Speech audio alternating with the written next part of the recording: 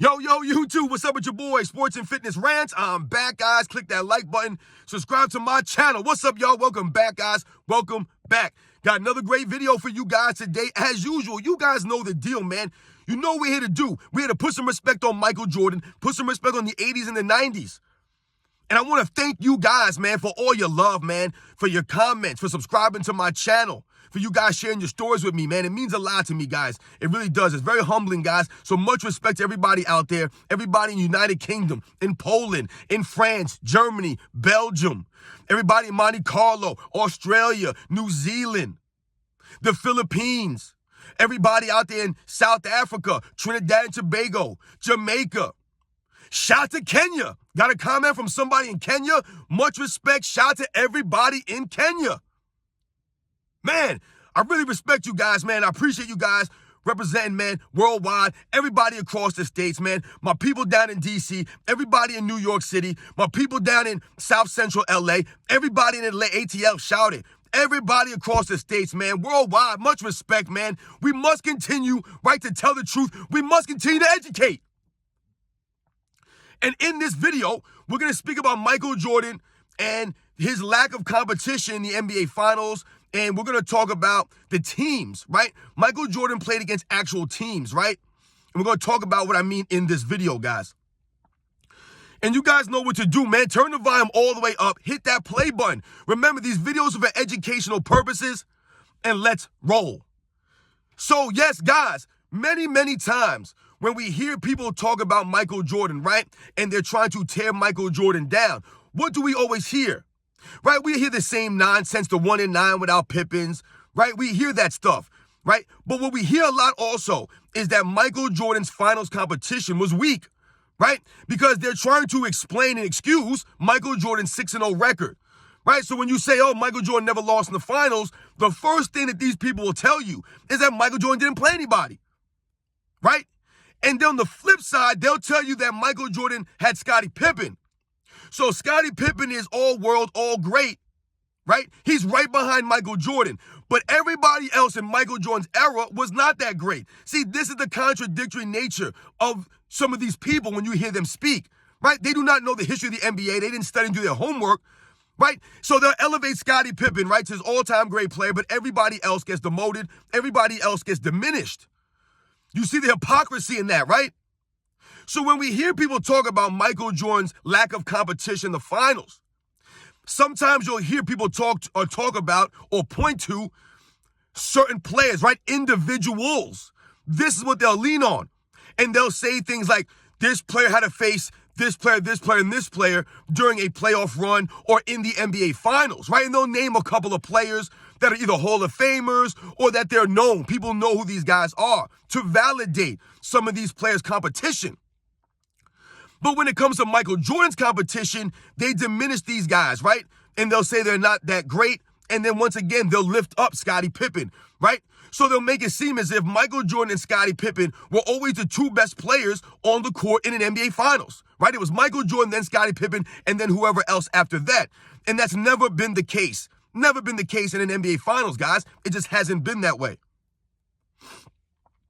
And one of the things that we must think about, right, and some of the things that I'm talking about on this channel, right, if you hear me, guys, I'll speak, and I've done videos, right, about forgotten teams, right, in NBA's history, right? I have a series called Forgotten Teams, and I talk about certain teams from the 80s and the 90s that are forgotten because they did not win a championship. But the thing about teams, when we think about a team from those eras, right, these are teams that had cores, right? You had a core, right? Maybe 3, 4, 5 players that were on your team for years together. They played together for years. They developed together. They developed chemistry, continuity, right, on the court together. The only way you can do that is by playing with each other for several seasons. That's what the NBA was about back in the 80s and the 90s, right? Every team had a core, like I said, of 3 or 4 players, whatever it was, that was their constants. And they built, and they brought in players around those guys. They brought in role players and guys to help out around the core. We think about the Chicago Bulls, right? Think about that first three-peat, guys. They had a core there.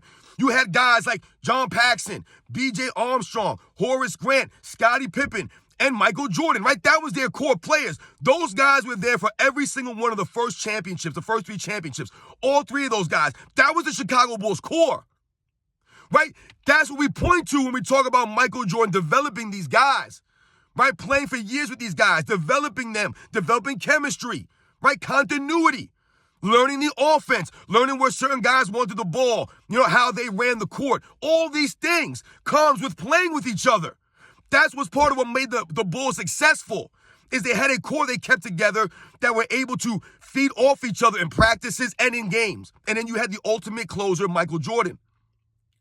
So when we think about the finals competition for the Chicago Bulls, let's start with the 1991 Lakers, a team that people will tell you was not the Showtime Lakers, so they weren't the real Lakers. They'll have you believe those things.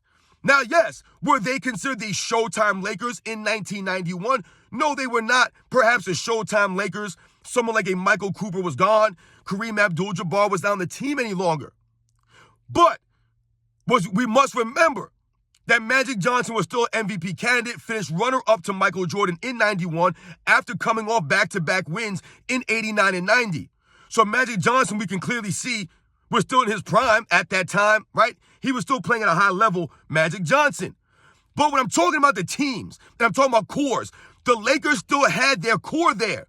Yes, they didn't have Michael Cooper or Kareem Abdul-Jabbar, but you still had Magic Johnson there. You still had James Worthy there. You still had Byron Scott there. And you still had A.C. Green. So those are four players that have won multiple championships on the Lakers prior to that 91 season, prior to the 91 finals. Four players, guys, that had played multiple years together on the Lakers. A lot of people don't even know who A.C. Green is. Probably the most durable NBA player in NBA's history, right? He's considered the Iron Man of NBA. The man played 82 games, a record. I don't even know how many times consecutively, guys.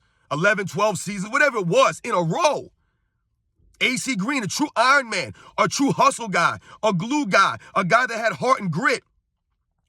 James Worthy, you guys know James Worthy. Byron Scott, you guys know Byron Scott, the high-flying wing player for the Lakers. Won 3 titles with the Lakers in the 80s.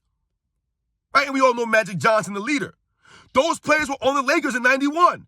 And then the Lakers would build around those pieces. They would bring in someone like a Sam Perkins, right? They would bring in other guys. They would draft, right? A Vlade Divac, right? These are guys that were on that team that they built around that core, which is why the Lakers were able to make it to the finals that year, beating the number 1 seeded Portland Trailblazers in the Western Conference. They were a very good team. It's not about the individuals. It's about the team, right? Magic Johnson and that core, and then building around those guys. We think about the 1992 Portland Trailblazers. I don't think there's been ever any team in the finals that Michael Jordan played that is more evident of them keeping a core together for years and years. When we think about someone like a Clyde Drexler on the Portland Trailblazers for years, right? Terry Porter on the Portland Trailblazers for years. Jerome Kersey for years. Clifford Robinson for years. Kevin Duckworth for years.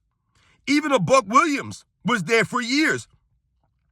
All these guys played together on the Portland Trailblazers for several seasons, guys, in a row, right? They went to the finals in 1990, and then in 92, they played the Bulls again. But the reason why the Portland Trailblazers were a tough team is because they had that continuity, right? They had the experience of playing together. This wasn't 1 or 2 seasons. So it's 3, 4, 5, 6 years in a row. Guys like Clyde Drexler, Terry Porter, Jerome Kersey, Clifford Robinson played together. They were a real team. And then the Portland Trailblazers would add, quality role players and veterans around them. Guys like Danny Ainge. Right?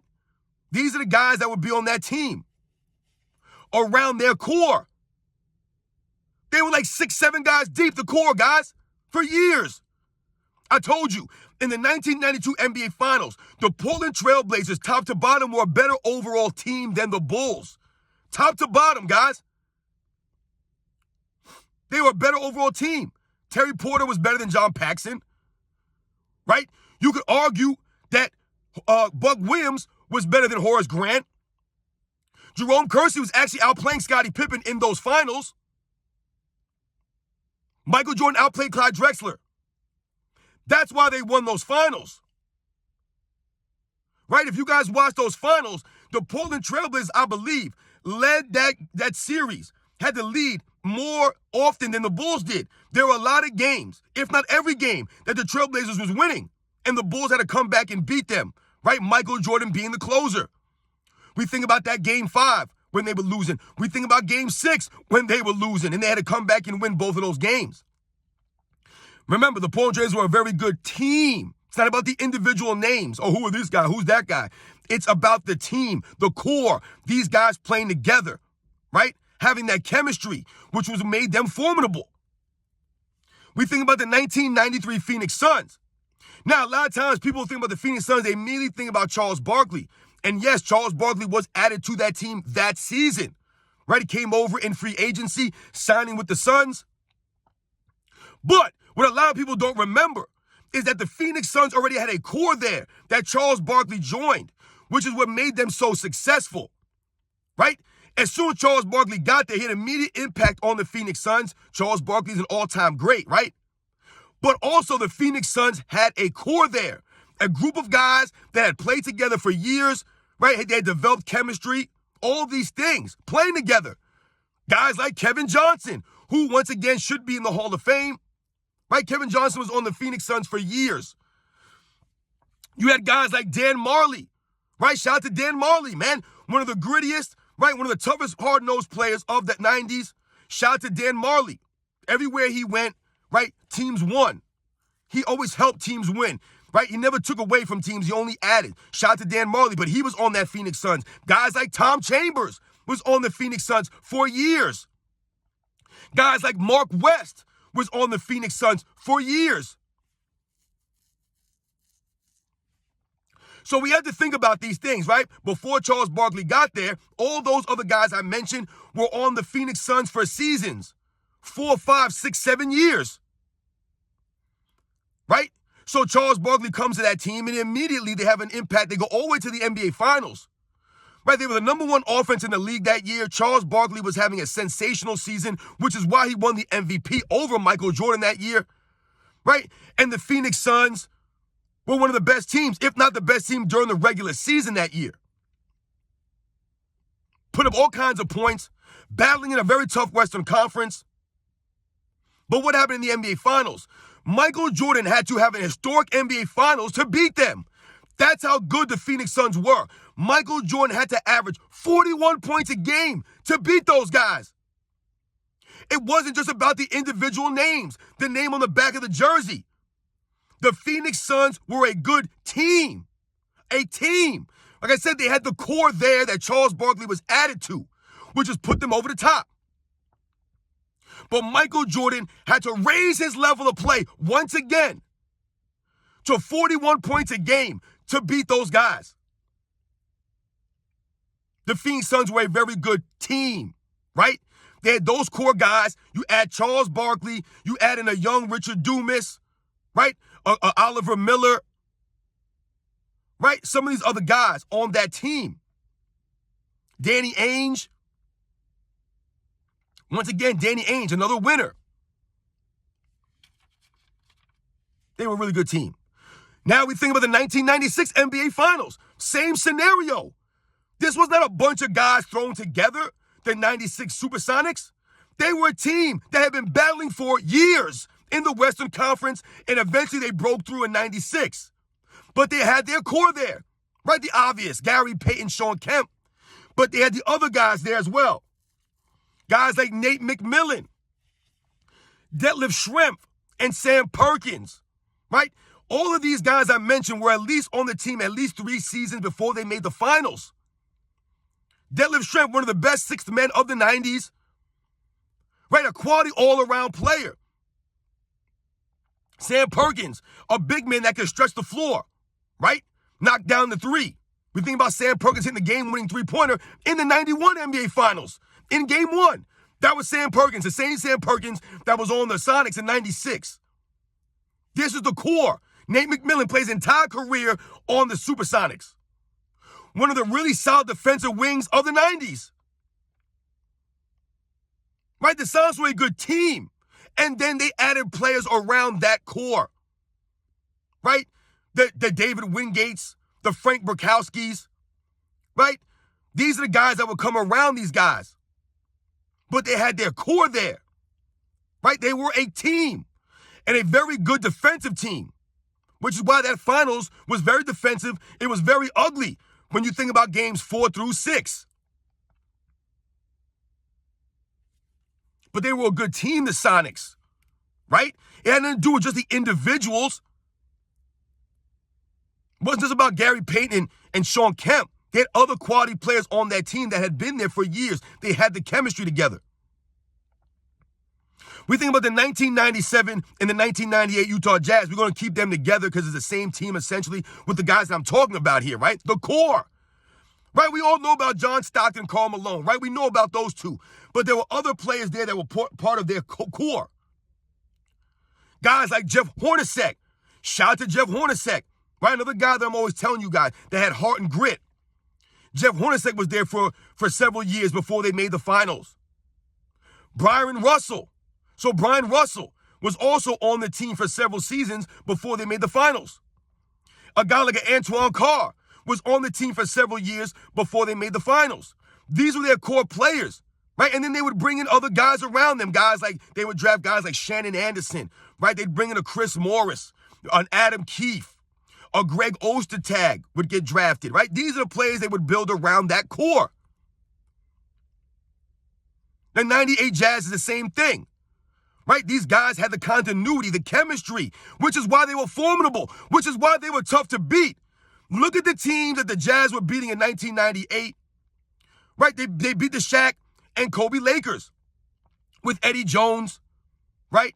Nick Van Exel. They were beating teams like this in the Western Conference, the Utah Jazz. All those years battling against Gary Payton and Shawn Kemp, right? Battling against Hakeem Olajuwon on the Rockets. David Robinson and the Spurs. Right? The Western Conference was very competitive. But the Utah Jazz had that core. Right? So eventually they were able to break through. That's why the Western Conference was so tough. That's why the 90s in general, the East and the West, was so tough because teams kept their cores together longer. Right? I mean, just think about it, guys. In NBA's history, all the dynasties had a core group of players, right, that they built around. Where the cores remained the same, it was the players around them that changed. Even the Bulls' second three-peat, right, you had Jordan and Pippen there, right, the mainstays. But you had a core there, because if you guys remember in 94, right, when Jordan left, they brought in a guy like a Tony Kukoc. You bring in a Steve Kerr. You bring in a Luke Longley. These are the same guys that were the part of the core for the 96, 97, and 98 championship Bulls. It was that same core. Luke Longley, Michael Jordan, Scottie Pippen, Steve Kerr, Tony Kukoc, right? Ron Harper, right? And then you would add someone like a Dennis Rodman, right? And you'd bring in other guys down the road, Scott Burrells, right? The Randy Browns. Think about all the dynasties, guys, in NBA's history. Think about the San Antonio Spurs dynasty. You had your core there, right, with David Robinson, right? And then you had Tim Duncan, right? That was their two core players, and you built around that. Then you start to have the core of Tim Duncan, Tony Parker, Manu Ginobili, right? And they would always build around these guys, right? You would bring in pieces here and there. Robert Horry 1 year. Sorry, guys, went dark again on you, right? Steve Kerr was there. Steven Jackson was there. Right? Steve Smith. These are the players that would come on the Spurs over the years. But you had your core there. Tony Parker, Tim Duncan, Manu Ginobili. That was the core. Think about the Celtics of the 60s, right? You had Bill Russell and a lot of other legendary players. You had the Bob Cousy's of the world, Tommy Heinsohn, right? The Havliceks. You had players on those teams. So Michael Jordan, guys, played against great teams in the NBA Finals, right? It wasn't just about the individual names, right, on the back of the jersey. It was about the years that these guys had played together, right? Learning each other's tendencies, the building chemistry, learning where guys like the ball, where guys want to catch it, where they like to shoot from, right? Learning how to help each other on defense. What are this guy's weaknesses? What are this guy's strengths? These guys learned these things, playing with each other for years, which is why these were good teams. It was never about the individuals in that era, right? It was never about the individual stats, right? It was about the team. How can we contribute to the team, right? Teams ran systems, right? You had role players that knew their role, right? That excelled at their role. You guys know the deal, man. When people talk about Michael Jordan's competition in the NBA Finals, right? They try to make it about individuals, right? And they don't do their homework.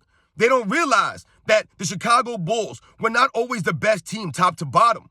They were not. There were other teams that were just as talented, right? That had the chemistry, right? They had the players. They had their cores. You guys know the deal, man. I'll catch you guys on the next one.